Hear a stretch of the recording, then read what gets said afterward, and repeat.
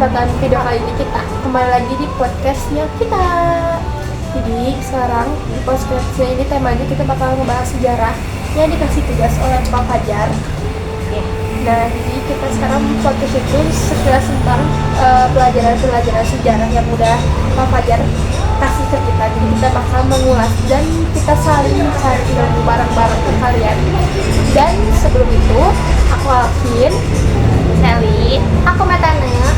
nah tapi sebelum ini aku mau nanya nih ke kalian tertarik gak sih sama mata pelajaran sejarah? Dan aku pengen tahu pandangan kalian tentang sejarah kita gimana? Nah, dari aku dulu nggak sih? Ya, Aku tuh sebenarnya tertarik banget sih waktu mata pelajarannya Kak Fajar ya. Tapi yang aku tahu dari sejarah itu artinya pohon. Kalau ini tuh dari bahasa Arab itu sajarotun. Kenapa sih diartikan pohon? Katanya tuh kan pohon tuh kayak gini kan. Terus kalau dibalikin tuh kayak silsilah keluarga gitu loh. Jadi saling kayak keturunan asal usul gitu lah. Kalau aku tuh sejarah ya, pengen tahu kayak gimana sih awal mula adanya alam semesta, bumi kayak gitu kayak gimana? Penasaran nggak sih kayak dinosaurus? Iya. Ada nggak sih? Dan kalau menurut aku sejarah itu merupakan suatu pengalaman hidup, terus suatu dari sebuah ajaran atau patokan untuk kita bisa menjalani kehidupan kita sampai lebih baik lagi. Dan juga ada tahu manfaatnya sejarah di dalam kehidupan sehari-hari itu. Nah, keempat itu nggak sih? Nah ya, yang pertama itu ada edukatif. Edukatif itu kan edukasi sebagai sumber pengetahuan kita dalam nilai kepahlawanan, baik buruknya nilai kepahlawanan. Contohnya dari misalnya kemerdekaan Indonesia, di situ kita bisa mengetahui nilai kepahlawanan di situ. Nah, selanjutnya juga di situ ada inspiratif. Jadi sebagai inspirasi kita sebagai anak muda untuk melihat kayak atlet-atlet yang mengharumkan nama Indonesia, kita bisa lihat dari situ dan sebagai inspirasi kita. Dan pengalaman hidup orang lain yang bisa membuat mereka sukses dan itu bisa menjadi inspirasi bagi kita. Dan selanjutnya juga ada Kayaknya aku udah tahu nih, rekreatif atau rekreasi itu kayak kalau nih kita study tour ke museum geologi atau Candi Borobudur mungkin ya. Jadi kan itu ada sekalian kita berkunjung, sekalian juga tahu sejarah-sejarahnya itu kayak museum geologi kan ada tulang-tulang dinosaurus kan segede apa, terus ada juga yang manusia purba, tahu kan kalian yang di belakang itu yang kita tahu. dan juga yang terakhir ini ada instruktif ini sama aja kayak edukasi, tapi itu suatu penyampaian yang dalam kayak misalnya sistem ekonomi liberal dan kayak gitu. Dan jadi manfaat sejarah dalam kehidupan sehari-hari ada 4 yang perlu kalian ingat, ada edukatif, inspiratif, rekreatif, dan juga yang terakhir itu adalah instruktif.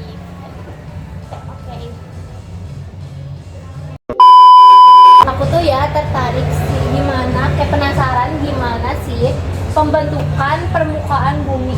Iya.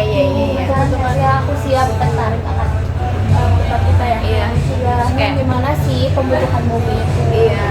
Kayak alam semesta juga gimana kan nggak tahu ya. Iya. Nah jadi guys, pembentukan bumi ini ada berbagai teori. Nah jadi yaitu ada teori pasang surut, ada teori kabut nebola, dan ada 2 teori yang bikin aku tertarik yaitu teori materi Big Bang dan juga ada teori Bang bang bang. Beda.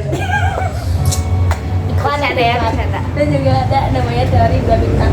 Nah jadi materi Big Bang ini tuh ditemui sama ilmuwan Polandia yang bernama George Parry. Nah itu ditemui sama dia. Jadi katanya ini tuh sekitar kejadian itu sekitar 13,7 miliar tahun yang lalu.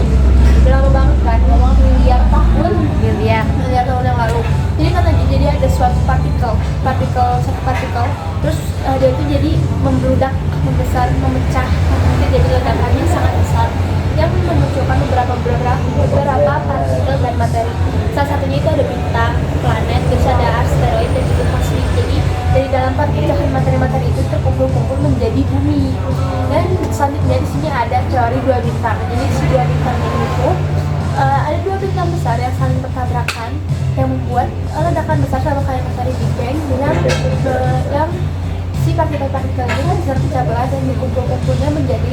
planet, terus bumi dan sebagainya. Kayak gitu guys. Aku jadi pengen tahu gimana sih ilustrasi pas ledakannya itu kayak gimana gitu. Iya, Kebayang nggak sih kalian? Aku pengen melihat gitu. Nah, ya.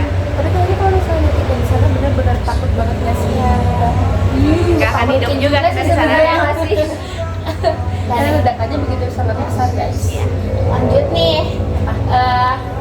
Terus ada hubungannya sama nama aku juga tahu di materi selanjutnya. Tahu nggak sih?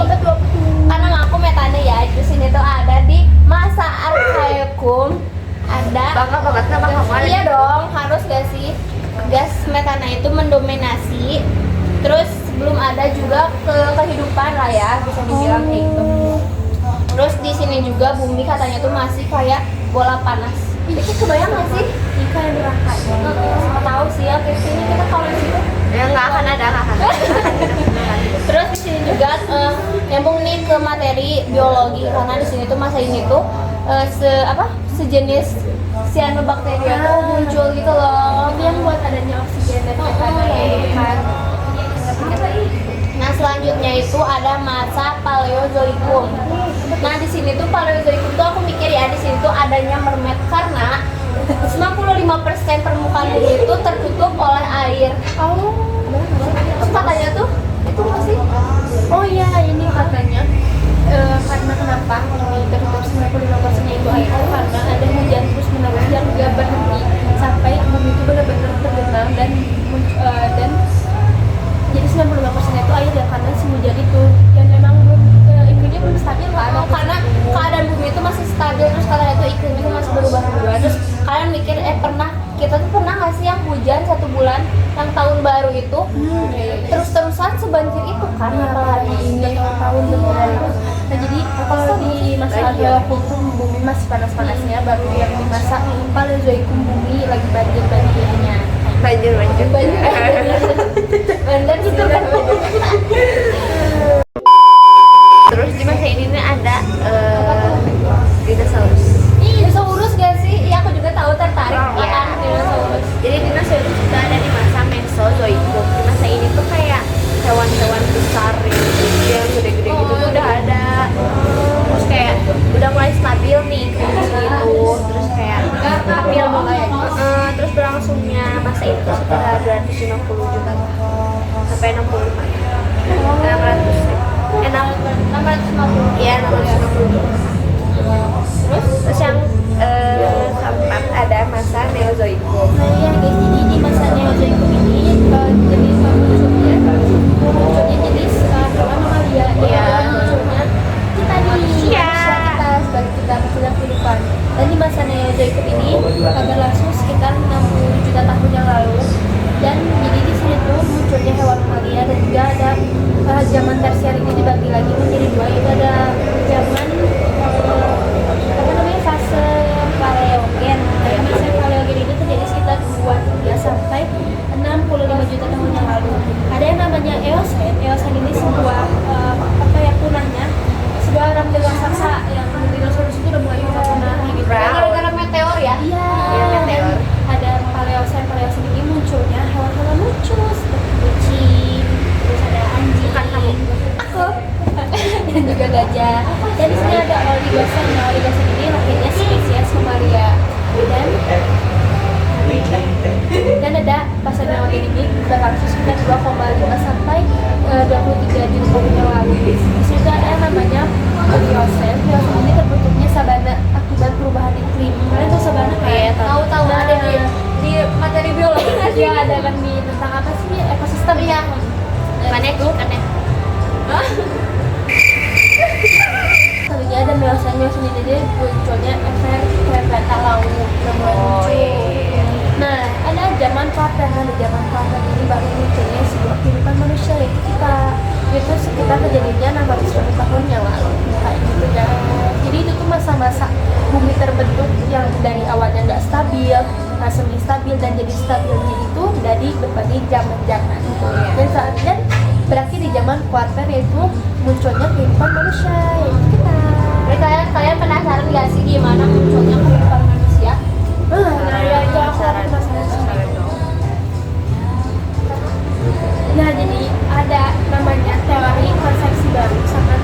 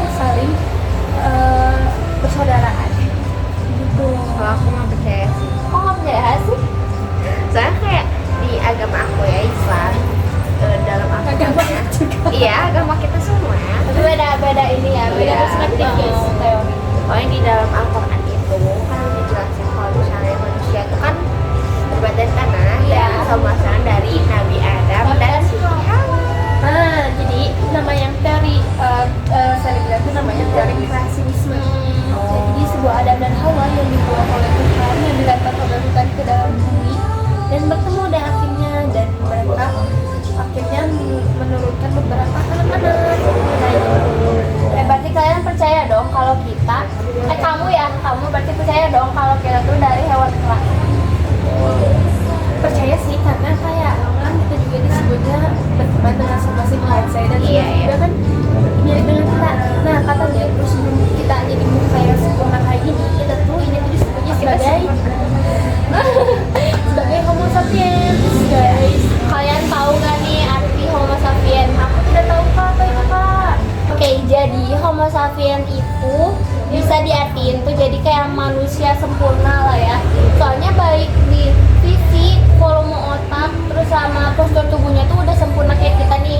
Jadi kayak udah nggak jauh beda kayak secara umum tuh nggak jauh beda sama manusia modern saat ini. Terus kadang-kadang Homo sapiens juga diartiin sebagai manusia bijak karena apa ya, lebih maju dalam berpikirnya karena volume otaknya tuh kayak udah sempurna masih dari manusia homo yang sebelumnya.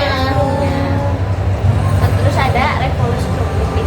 Revolusi kognitif itu masa 70.000 tahun yang lalu di mana si Homo sapiens itu udah punya akal yang lebih inilah, lebih tahu pengetahuannya. Ya gitu. Oh iya ya, jadi di revolusi kognitif ini katanya jadi mutasi genetik pada otak yang bisa mempunyai kemampuan bagi Homo sapiens ini bisa berdiri tegak dan memasak, dan juga hasil dari imajiner mereka menjadi realita kayak gitu guys. Jadi revolusi kognitif itu kayak gitu. Dan juga ada sebelum jadi Homo sapiens ada beberapa Homo juga guys sebelumnya itu disempurna banget. Apa aja tuh? Apa aja tuh? Kamu tahu nggak sih? Saya tahu nggak? Tahu. Apa sih kak? Yang pertama ada Homo neanderthal, terus ada Homo erectus, terus ada Homo fiorensis, Homo rudimentaris, Homo denivosa, Homo ergaster. Terus ada Homo habilis, ada Homo sapiens. Itu gitu. Jadi di Homo sapiens ini emang otaknya tuh kalau otak itu udah benar-benar sempurna daripada Homo yang lain. Iya. Dan ini tuh adanya sekitar dari 10.000 tahun yang lalu sampai 40.000 tahun yang lalu adanya. Kayak gitu guys. Lanjut nih ke corak kehidupan manusia berdasarkan sistem mata pencahariannya. Yang pertama tuh ada masa berburu dan meramu nih. Ya, Ini tuh kayak masa praksara tuh masih bergantung pada alam atau namanya tuh food gathering. Terus jadi manusia itu kayak masih mencari makan dengan cara berburu maupun mengumpulkan makanan. Terus jadi mereka tuh kayak masih apa ya, pindah-pindah gitu loh, kayak misalnya makanan di sini habis, mereka tuh pindah nyari makanan. Jadi kayak mereka tuh belum menetap. Terus ada juga apa sistem politik nih di sini tuh kayak nama apa ya, dimaksudnya tuh kayak punya pemimpin kelompok gitu, tapi dipilihnya itu dari kekuatan si apa ya, kekuatannya gitu ya. Jadi kayak ketua suku tuh pasti yang paling kuat gitu. Oh itu namanya primus inter pares guys. Betul. Oke, lanjut ke masa bercocok tanam tingkat awal nih. awal ya. Terus di masa ini tuh ke masa Mesolitikum ya kan. Terus ini tuh ditandai mata pencahariannya tuh dari berburu ke berhuma. Itu kayak masak gitulah. Jadi di sini tuh juga ada munculnya api di sini tuh. udah mulai masuk. Karena api kan untuk masak mereka kali ya. Terus mereka Tapi juga gimana ya? nggak tahu, masa tergantungnya pada alam juga udah berkurang gitu loh. Terus di sini itu udah ada akan membuka lahan dengan teknik apa ya, slash and burn. Nah itu kalau nggak salah. Terus di sini juga udah ada sistem kepercayaan. Jadi kayak ada adik. Jadi udah mulai menganut agama. Animisme, dinamisme, totemisme gitu-gitu, kayak mereka tuh kepercayaan nenek moyang. Kayak di Orang-orang. Moana. Moana kan kayak gitu juga Iya, kan. iya. Mereka percaya sama nenek moyang. Terus lanjut ke masa bercocok tanam tingkat lanjut. Di sini tuh udah ke masa ke megalitikum ya, berarti batu besar. Oh. Di sini tuh udah ada mulai bersawah, terus apa ya? Udah ada sistem barter, kan tahu nggak sih barter Iya, pertukaran iya. kayak gitu kan. Terus di sini juga nih tadi kan di masa berburu bukan deh, yang itu yang tadi sebelumnya tuh ada sesuai kekuatan, tapi di sini tuh di masa ini tuh sesuai kecerdasan karena volume otaknya mungkin udah berkembang nggak sih, kayak mereka tuh lebih mengutamakan kecerdasan mereka untuk jadi ketua sukunya. Iya. Terus di sini juga yang kenapa dipilih dari kecerdasan otak itu karena udah mulai menetapkan ya. mereka tuh udah menetap itu, udah gak pindah-pindah kayak yang awal banget kan. Nah, kalian tahu nggak sih dengan patriarki? Iya. Kayaknya patriarki ini Nggak suka munculnya banget. pada saat awal banget masa berburu tingkat awal ya, kayaknya itu berburu dan memasak dan ramu. Nah, kenapa masih dipilih dengan tingkat kekuatan yang paling besar? Nah, itu karena mereka bukan untuk berburu dan mengumpulkan makanan. Walaupun cewek juga kayak gitu, tapi mereka tuh cewek lebih fokus pada di dapur gitu. Adanya patriarki dan gak boleh cowok lebih daripada cowok. Tapi kalau misalnya di masa berburu tingkat lanjut itu udah mulai dan pembagian sistem kerjanya itu udah mulai stabil kan ya. Jadi si ketua itu udah pintar untuk menyetabilkan tenaga kerjaan, jadi biar semuanya adil gitu guys. Nah, masa selanjutnya itu 10 menit udah. Masa selanjutnya itu ke masa perunggadian. Perunggadian. Oh iya, ya gitu ya guys, maaf salah. Nah itu tuh di sini tuh masa yang udah logam-logam gitu loh, jadi kayak perhiasan gitu-gitu tuh udah mulai ada. Jadi ini tuh masa yang paling akhir. Ini udah ada lumayan modern gitu ya. Udah ada logam. Nah di sini kan tadi tuh ada masa pelaksanaan berdasarkan hasil mata pencaharian. Sekarang masuk ke hasil budaya. Jadi dibagi dua. Jadi ini tuh ada namanya budaya Paleolitikum, berlangsung sekitar dari 50.000 tahun yang lalu sampai 10.000 tahun yang sampai 100.000 tahun yang lalu. Nah di sini tuh disebutnya zaman batu tua. Kenapa? Karena batu tua ini pengadaan ekonomi sangat sederhana dan tekstur itu masih sangat kasar. Dan kebudayaan yang cukup terkenal itu disebut dengan nama Pacitan.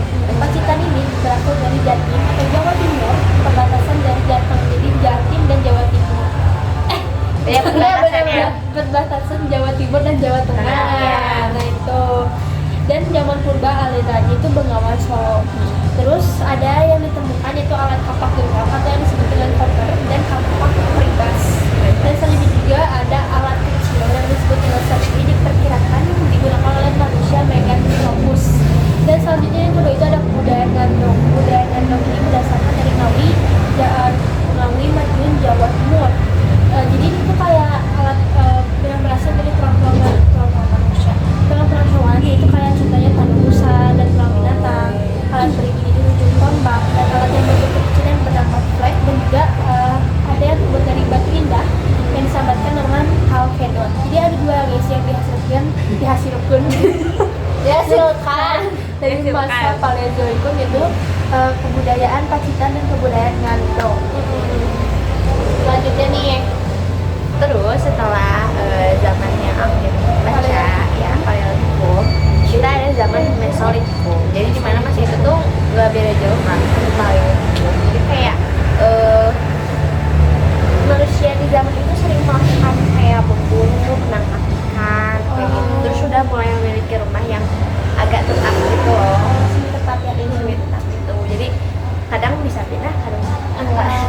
Nah, terus tinggalnya biasanya di tepi pantai sama di goa. ini nggak sih yang kalau misalnya ada pemiliknya tuh dicap gitu pakai iya, warna iya, ya iya. kan? Itu untuk menandakan Kalau ada orang di situ tuh, Iya. kayak nomor rumah nggak sih? Iya. Iya, benar. Nah, yang dimaksud dengan tepi pantai sama goa tuh yang pertama ada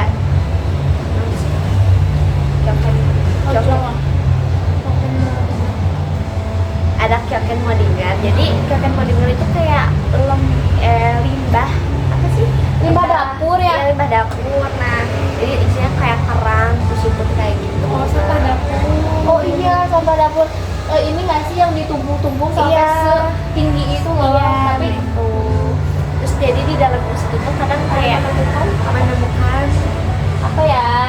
kapak. Nah, Menemukan kayak kapak gitu. Nah, terus ada Abe. Abris saus roket. Itu dua. Ada Abyss Saus Roke. Jadi Abyss Saus Roke itu kayak gua yang di dalamnya tuh terbuat dari apa sih? Tulang.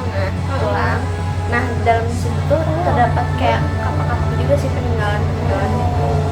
Jadi ada dua incident yang di seberang pantai, di pinggir Pinggir pantai, pantai. dan dua. Iya, di dalam gua. Oke. Lalu ada masa Neolitikum, di mana masa itu tuh tentang zaman batu muda ya. Jadi kayak batu-batu tuh udah ada udah lebih halus. Lebih halus gak sih tadi soalnya yang dibacain Alkin yang batu kasar kan. Iya. Jadi udah halus lah ya. Terus sering dipakai sebagai kapak persegi atau kapak lonjong. Oh, kapak persegi itu berarti kapaknya persegi bentuk persegi Iya, ya. atau kayak Ada yang juga yang trapesium ya. Itu. Terus kalau kapak lonjong tuh nggak jauh beda sama kayak Alkin. Jadi kayak buat berbahan pohon juga. Buat pohon. Oh, jadi kalau misalnya di aku tuh fokus untuk bertahan hidup karena masih Iya. masih berbuat lagi Iya. dengan adanya apa kayak dari tulang-tulang binatang itu untuk senjata mereka. Tapi kalau misalnya untuk bertahan hidup dan itu kayak menebang hutan kayak gitu, menebang pohon. Ya.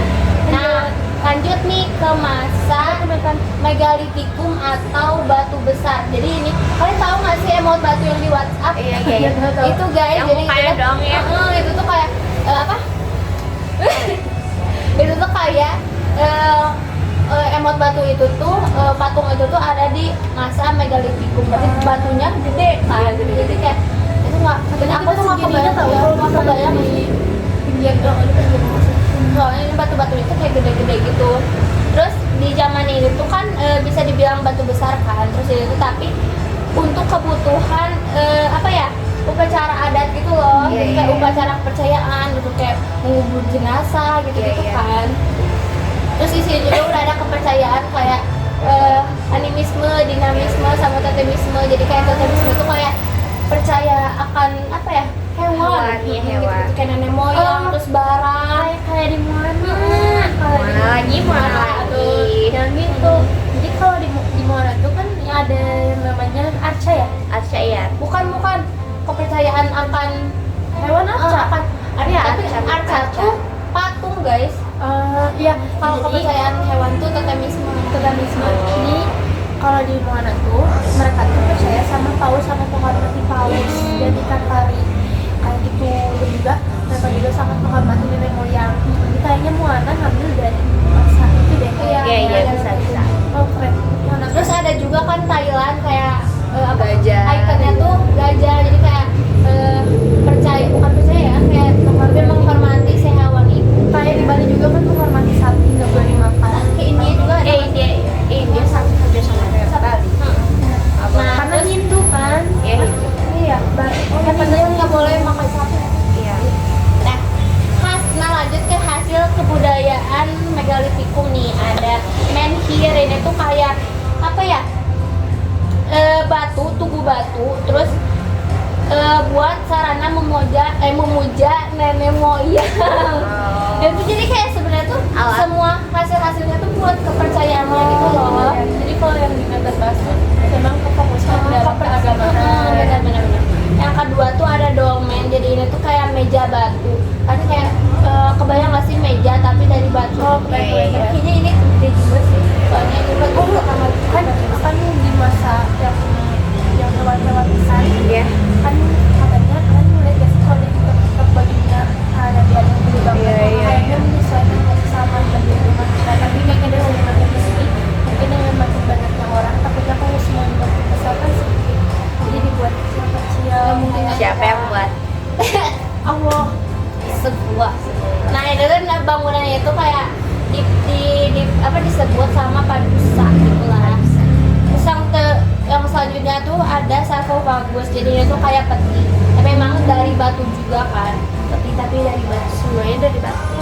Terus ada kubur batu juga. Terus itu tuh hampir sama sebenarnya kayak sarkofagus, tapi kayak mungkin itu ditemukannya tuh di Kuningan, Jawa Barat. Kubur batu jadi kayak kubur batu. Terus selanjutnya ada punden berundak. Ya, Benar guys ini ngomongnya. Ini tuh kayak apa ya? Bangunan batu yang disusun apa ya? Kayak bertingkat gitu loh. Fungsinya juga emang buat pemujaan gitu loh. Jadi emang semuanya Kayak Candi Borobudur nggak sih? Iya. Bertingkat-tingkat batu sama gitu. ini tuh ditemukan di apa ya, Banten. Banten. Terus selanjutnya ada arca, ini terakhir ya. Arca itu kayak patung tapi apa ya, berbentuk hewan manusia, Ancaman hewan. berarti itu bukan dong, bukan ya, itu ancaman itu nama jalan. Salah ya. Nah ini tuh ditemukan di Lampung, Jawa Tengah atau Jawa Timur lah ya. Saya Udah. bentuknya kayak gimana? Hewan apa? Hewan apa ya? hewan paus kuda. Iya. Harimau. Ini Kera. mau. Ah, guys, bohong. Dan ini ada budaya yang terakhir itu namanya budaya logam. Di sini tuh jadi kayak perhiasan logam tuh udah dimulai dari sini. Itu zaman kita, jadi kayak contohnya kayak sendok logam itu dimulai pada masa budaya logam gitu. Di sini kan mungkin kayak udah lebih modern lagi Iya, ya. lebih modern. lagi. Soalnya kayak Zaman modern. sendok kan sekarang sendok logam. Mungkin yang dulu tuh sendoknya tuh Kayu, atau pakai batu. iya kali Atau nggak pakai daun. Iya. Bisa. Iya, betul. Tapi ya kan Iya, ya belum ada logam guys. terserah orang dulu. Ya dia udah tahu makanya pakai apa gitu. Iya. Jadi yay, udah selesai. Belum selesai. Masih ada sejarah lagi. Nanti. Iya, wait di next podcast kita lah ya. Jadi dari kesimpulannya, dari bumi yang sekarang udah stabil pasti ada ada beberapa jenjangan-jenjangan bentuk sampai bumi ini bisa menjadi stabil. Iya. Dan bentuk-bentuk kita bisa menjadi sempurna tuh ada tahapan-tahapannya. Jadi dengan cara misalnya yaitu dari meramu, terus bunga, ya gitu. Semoga dengan hasil podcast ini sangat bermanfaat bagi kalian semua dan semoga Amin. menjadi pelajaran juga bagi kita untuk mengingat kembali dengan materi-materi yang sudah diajarkan oleh Pak Fajar. Terima kasih semuanya telah menonton. Dadah. Thumbnail. Tuh udah gak? Lah, Yang gini kan bubuk esok. Dah.